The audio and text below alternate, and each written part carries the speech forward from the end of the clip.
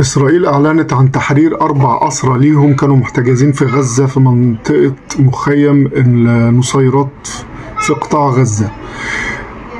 اللي حصل إن القوات الإسرائيلية استخدمت الرصيف العائم الأمريكي المؤقت اللي كانت الأمريكا لسه بنياه من قريب في قطاع غزة عشان تدخل مساعدات، والكل كان عمال يتساءل هل فعلا هو للمساعدات ولا لأ.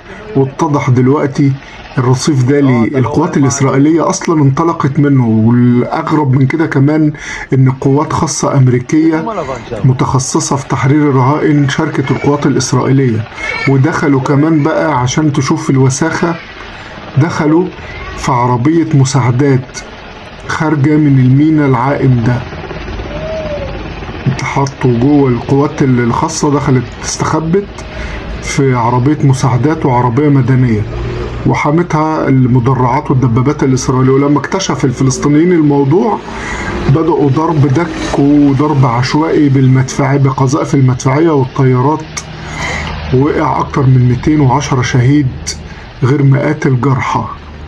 أمريكا قلبا وقالبا مع إسرائيل في الحرب دي. والميناء العائم ده الهدف منه اللي انتوا فهمتوه، للسيطرة والترحيل الفلسطينيين وإخراجهم من غزة، وده هيحصل في القريب العاجل. إما تقعدوا في قطاع غزة تموتوا، أو عايزين تخرجوا. مصر مش عايزة تخرجكم ومش عايزة تاخدكم عندها، مفيش مشكلة، اخرجوا عن طريق الميناء العائم.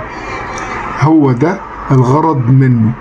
ومصر كان عندها حق إنها ترفض تفتح معبر رفح إلا لما يكون الإدارة الناحية التانية فلسطينية خالصة، مش هيبقى تحت سيطرة إسرائيل ولا أمريكا. طول ما هو كده في الوضع ده مصر مش هتفتح معبر رفح إلا إذا كان في الناحية التانية وسيط فلسطيني.